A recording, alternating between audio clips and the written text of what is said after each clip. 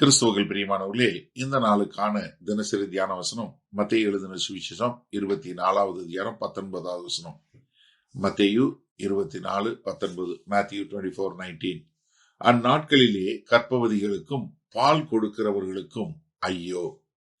இங்க ஐயோன்னு சொல்லும் போது, ஏன்னா மத்தேயு 23வது அதிகாரத்துல நான் 8 ஐயோ உங்களுக்கு சொல்லி கொடுத்தேன்.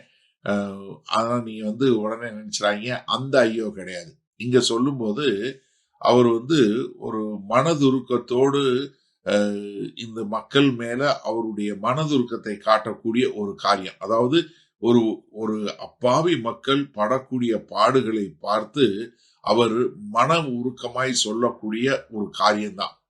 அதாவது கர்த்தராகிய இயேசு கிறிஸ்து வரிசையா சடசடன் வரக்கூடிய கடைசி நாட்களுடைய அடையாளங்களை சொல்லிக்கொண்டே வரும்போது அவருடைய இருதயத்துல எவ்வளவு மனதுருக்கம் உள்ளவராய், யாருக்கு இருக்கிறதுல ரொம்ப வல்னரபிள் யார் இந்த காலகட்டத்துல? கர்ப்பவதிகளும் பால் கொடுக்கிறவங்க. கர்ப்பவதியால ஓட முடியாது, பால் கொடுக்கிறவங்களால ஓட முடியாது. ஏன்னா அவங்களுக்கு என்ன, அவங்களுக்கு வரக்கூடிய பாடுகள் ரொம்ப கடினம். அதனால அவர் இங்க என்ன சொல்றாரு, இவங்களுக்கு மேல இறக்கப்பட்டு அவங்களுக்கு ஐயோன்னு சொல்றாரு ஒழிய சாபமாக இல்லை. ஓகே, இங்க சொல்லும்போது அந்நாட்களிலே யாரு? கர்ப்பவதிகளுக்கும் பால் கொடுக்கிறவர்களுக்கும். இதுல 2 பேர் தான் இருக்கிறதுல ரொம்ப கஷ்டமானவங்க. ஏன்? கர்ப்பமா இருக்கிறவங்க அவங்களால ஓட முடியாது, அவங்க மாம்சத்துல அந்த காரியம் கிடையாது. ஏன்னா அவங்க தப்பிச்சு மலைக்கு ஓடணுங்கிறது அவங்களால ரொம்ப மெதுவா தான் போக முடியும். பால் கொடுக்கிற தாய், ஏன்னா சின்ன பிள்ளைய வச்சிருக்கணும், அவங்களுக்கு சாப்பாடு வேணும், தண்ணி வேணும், அவங்கள பாதுகாக்கணும். இந்த 2 பேருக்கும் உடனே ஓடுவதுங்கிறது ரொம்ப ரொம்ப கடினமான காரியம். ஆனா இந்த உபத்திரவ காலத்துல வரக்கூடிய பாடுகள் என்னவா இருக்குன்னா ரொம்ப கடினமாக இருக்கும். எதுக்காக கர்த்தர் இவர்களை மட்டும், அதாவது கர்ப்பவதிகளை பால் கொதிகளை மட்டும் ஏன் இதை சொல்றாரு அப்படின்னு சொல்லி பார்க்கும்போது ஒரு 6 விதமான காரியத்தை பார்க்கிறோம். ஒண்ணு என்ன, மாம்ச பிரகாரமா அவங்களால செய்ய முடியாது. 2வது உணர்ச்சி பூர்வமா, உணர்வு பூர்வமா அவங்களுடைய யோசிச்சு பாருங்க. 3வது அவங்க இந்த சின்ன பிள்ளைக்கு, அவங்க வயிற்றுல இருக்க பிள்ளையோ பெற்ற பிள்ளையோ, அது அந்த வாழ்க்கை எவ்வளவு கடினமான ஒரு வாழ்க்கை. அடுத்து அவங்களுடைய தேவை, அவங்களுக்கு தேவை என்ன? அவங்க கர்ப்பவதியா இருக்கிறவங்களுக்கும் பிள்ளைக்கு பால் கொடுக்கிறவங்களுக்கும் சாப்பாடு, தண்ணி, ஒரு இடம் வேணும். அது இல்லாம அவங்களால பிள்ளைகளை வைத்துக் கொள்ள முடியாது. 5வதா, அதாவது வேற யாரு சோசியல் சப்போர்ட் என்று கொள்ளக்கூடியதாக வேறவங்க அவங்களுக்கு ஒரு உதவி செய்ய முடியாது. கடைசியா அவங்க மேல வரக்கூடிய ஒரு ஆவிக்குரிய தாக்கம் இருக்கு பாருங்க, மிகப்பெரிய ஒரு தாக்கம். அதனாலதான் கர்த்தராகிய இயேசு கிறிஸ்து அதை புரிந்து கொண்டு அவங்க மேல ஒரு மனதுருக்கமாய் அவர் சொல்லக்கூடிய ஒரு காரியத்தை நம்ம இங்க பார்க்க முடியுது. சரி, இந்த நாள்ல இந்த வசனத்தை நம்ம எப்படி எடுத்துக்கொள்வது?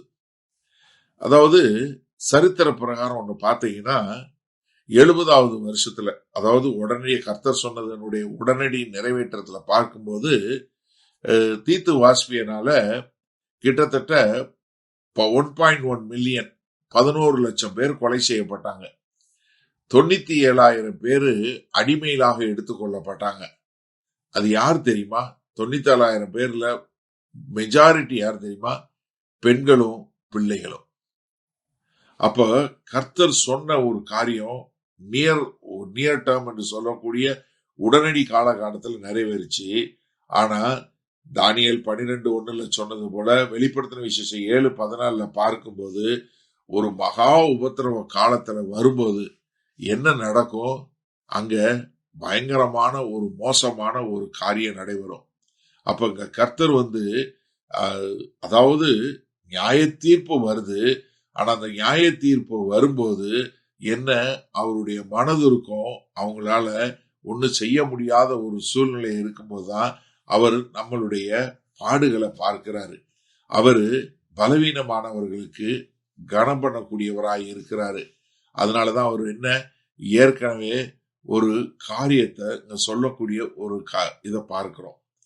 அப்ப எனக்கு அருமையான சகோதரனே, சகோதரியே, நம்மளும் கிறிஸ்துவை போல ஒரு மனதுருக்கம் உள்ளவர்களாய், யாரெல்லாம் இப்படி வல்னரபிளாய் இருக்கிறாங்களோ, தங்களை பாதுகாத்துக் கொள்ள முடியாதபடி, தங்களுக்கென்று ஒரு உதவி செய்ய முடியாதபடி இருக்கக்கூடிய மக்களுக்கு நாம் ஒரு பக்கபலமாய் இருந்து அவர்களை பாதுகாக்கக்கூடிய மக்களாய் இருப்பதற்கு நாம் நம்மை ஒப்பு கொடுப்போமா? ஏன்னா இது ஒரு அவசியமான ஒரு காலகட்டத்தில் இருக்கிறோம். அப்படி இருக்கும்போது கிறிஸ்துவை காணக்கூடிய ஒரு காரியம் உண்டாகட்டும். மகா கிருபையும் இரக்கம் நிறைந்த எங்கள் அன்பின் தகப்பனே, இதோ கிறிஸ்துவை போல ஒரு பலவீனமான, தங்களை பாதுகாத்துக் கொள்ள முடியாத, தங்களை ரட்சித்துக் கொள்ள முடியாத ஒரு பலவீனமான வல்னரபிள் மக்கள் மேல் மனதுருக்கமாய் வாழ எங்களுடைய இருதயத்தை பண்படுத்த, பக்குவப்படுத்த எங்களுக்கு கிருபை பாராட்ட வேண்டுமாய் இயேசு கிறிஸ்துவின் மூலம் ஜெபிக்கிறோம் வல்ல பிதாவே, ஆமேன். கர்த்தர் உங்களை ஆசீர்வதிப்பாராக. நாம் இன்று மாலை மன்னால சந்திப்போம்.